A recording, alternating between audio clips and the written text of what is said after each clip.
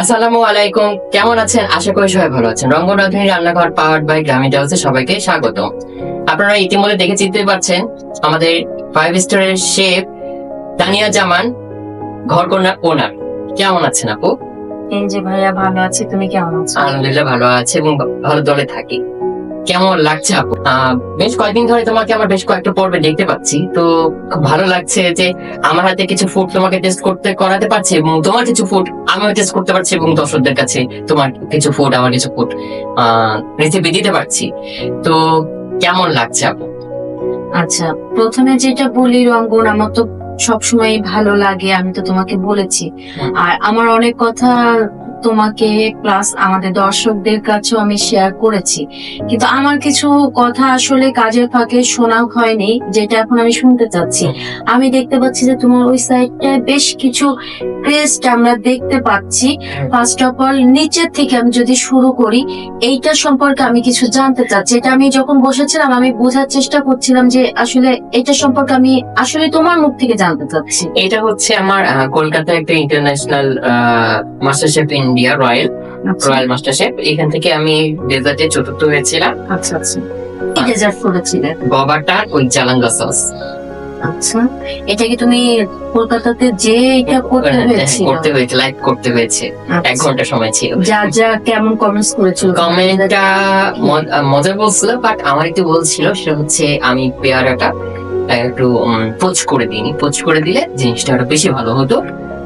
এটা একটু বলছিল। আর বেসিক্যালি আমি 1 ঘন্টায় যে ওটা প্রেজেন্ট করতে পারছি, 1 ঘন্টাটা একটু মানে কম সময় হয়ে গেছে আমি মনে করি, কারণ ডোটা একটা মিক করে একটু কিছুক্ষণ রাখতে হয়, পেস্ট্রি ক্যামেরও তাই, মানে সব সসটা মানে ঝামেলা ছিল। তো আমি মনে করি ওখানে আরো কিছু ঘন্টা আমার জন্য, মানে আরো 1 ঘন্টা বেশি বাড়তে হলে আমার জন্য বেশি ভালো হতো। তাহলে তো এটা তোমার জন্য একটা অনেক মেমোরেবল একটা হ্যাঁ, ঘটনা, এবং বাংলাদেশের জন্য আমাদের দেশের ছেলে কলকাতা থেকে একটা পজিশন নিয়ে অ্যাওয়ার্ড নিয়ে দেশে এসছে, এটা আসলে গর্বের বিষয়। তারপরে আমি দেখতে পাচ্ছি যে আরো 2টা ক্রেস্ট উপরে, আমি এই 2টা সম্পর্কে একসঙ্গে জানতে চাচ্ছি। এটা হচ্ছে ল্যাবরেটরি স্কুলের হচ্ছে ল্যাবরেটরি ডেতে 2024-এ আমি ওখানে স্টল নিয়েছিলাম, 4 দিনের মেলা ছিল। আমার রঙ্গনাথনী রান্নাঘর থেকে স্টল নিয়েছিলাম, তো ওখানে আমি ওটার কাজটা পেয়েছিলাম। ওইখানে কি ফুড তোমরা প্রেজেন্ট করেছো? আমি আমার স্পেশাল চিকেন চিজ কেক আর কোয়েলের ডিমের চপ, এটা আমি বেশি আমার গেছে, এবং ফ্রোজেন আমি সেল করেছি ওখানে।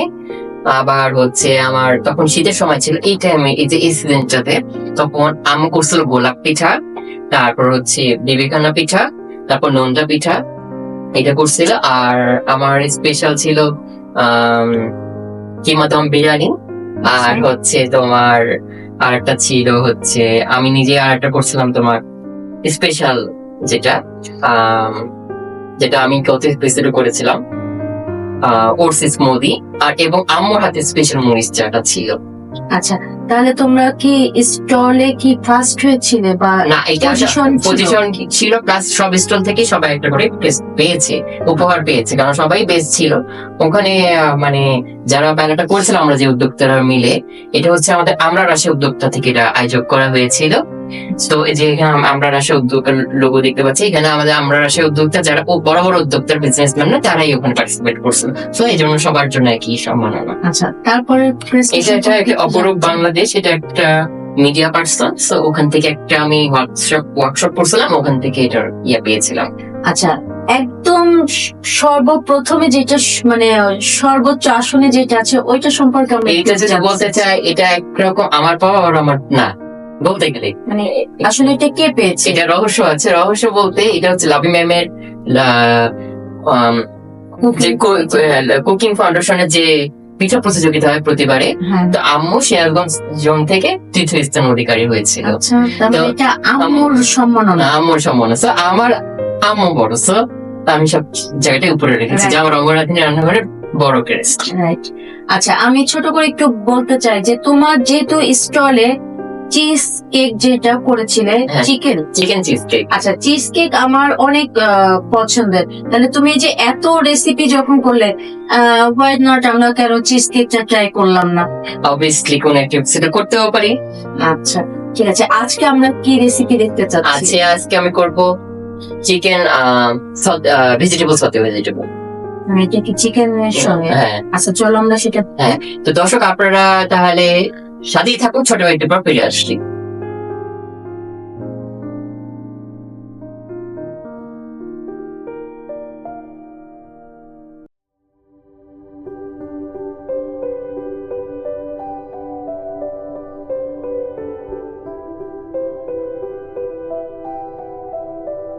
দর্শক বিরতির পর ফিরে আসলাম রঙ্গনাথনী রান্নাঘর। আজকে আপনাদের জন্য এবং আপুর জন্য করে দেখাবো সাথে ভেজিটেবল উইথ চিকেন করে দেখাবো। তো কি কি উপকরণ আছে আপনারা এক নজর দেখে নিন।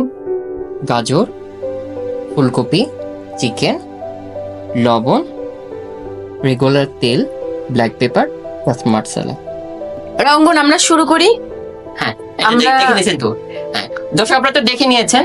রঙ্গন, তাহলে আজকে আমরা কি দেখছি? সল্টে ভেজিটেবল উইথ চিকেন। ওকে, আমরা তাহলে চুলাটা অন করি। এটা কি আমরা সাদা তেলে করব? অবভিয়াসলি সাদা আচ্ছা, তেল। এটা তো আমরা বাটার দিয়েও করতে পারতাম, তাই না? হ্যাঁ অবভিয়াসলি বাটার দিলে তো আরো বেশি ভালো। আমার কিন্তু সল্টে ভেজিটেবল অনেক পছন্দ উইথ বাটার যদি থাকে, কারণ এটা আমার কেন জানি মনে হয় কি বেশি হেলদি, এবং আমরা বাটার যারা স্মেলটাও সুন্দর লাগছে ভেজিটেবলের সাথে। এবং এটা একটা গুড ফ্যাট। রাইট। আর যেহেতু এখানে চিকেনটা তুমি স্টিম করে নিয়েছো, চিকেন স্টিম যদি করি, এখন যেহেতু আমরা ফার্মের চিকেন গুলা পাই, এটা স্টিম করলে এর যে ব্যাড কোলেস্ট্রল বা যে সমস্যাগুলা থাকে চিকেনের, ওইগুলা তোমার রিমুভ হয়ে যায়। সেহেতু আমার মনে হয় কি সাদা তেলের থেকে বাটারটা বেশি এর সাথে যায়, এবং পুরোটাই একটা হেলদি ডায়েট মিল কিন্তু এটা, তাই না? বাটার থাকছে, আমরা মিট পাচ্ছি, ভেজিটেবল পাচ্ছি।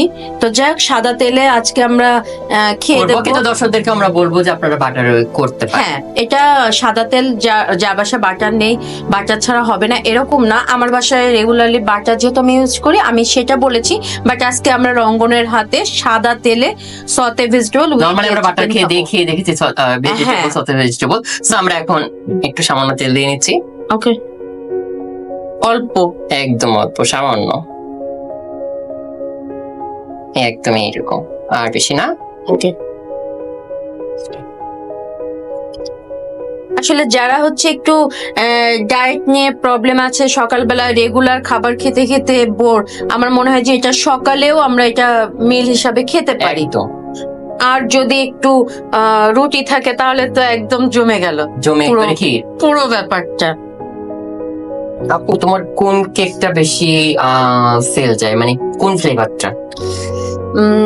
চকলেট কেক উইথ দেখা যাচ্ছে ওভারলোডেড চকলেট, তারপরে রেড ভেলভেট, এগুলো একটু বেশি যায়। আর নর্মালি এক একজনের টেস্ট তো আসলে এক এক রকম, তাই না? হুম। তার ভিতরে ভ্যানিলাটাও আবার বেশি যায়।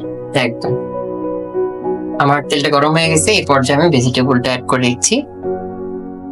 ফুলকপি, তারপর গাজর। আমরা কি এগুলো স্টিম করার সময় একটু লবণ ইউজ করেছি? সব ক্ষেত্রে আমি বলবো আপু, যে কোনো সিদ্ধর বিষয় একটু লবণ দিতে হয়। আমি যদি আলুটাও করি সেটার মধ্যে একটু লবণ দিলে। আচ্ছা,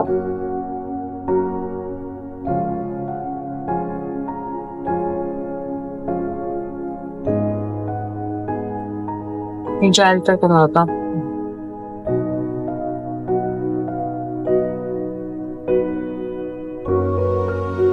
আমরা এবার এটা কি দিতে পারি? এবার এর পর্যায়ে আমরা এটার ভিতরে এই চিকেনটা দিয়ে নেব।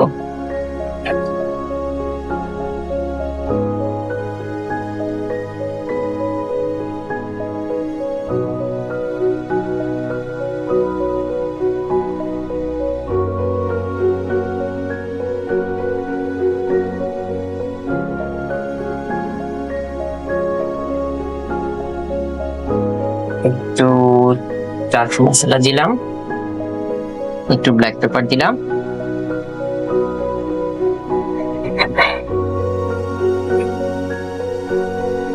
সামান্য একটু লবণ দিতে হবে। এটা তো যেহেতু স্টিম করার সময় লবণ ইউজ করেছো, কিন্তু এখন কি আমরা ফিনিশিং একটু লবণ একটু ইউজ পরিমাণ মতো, একদম মানে আচ্ছা, বেশিও না একদম অল্প না। Just 1 pinch? হ্যাঁ, একদম one pinch। আমার যদি পরে লাগে আমি খাওয়ার সময় নিতে পারবো। হ্যাঁ, একদম। তো দর্শক আপনারা এটার কিভাবে ভাজা হচ্ছে সেই লুকটাও দেখে নেন এবং এটার প্রস্তুত করেন এবং প্লেটিংটা নিয়ে দেখে নিন এবং আমরা টেস্টিং এর পর্বে ফিরে আসছি, তাই তো? তাই ওকে।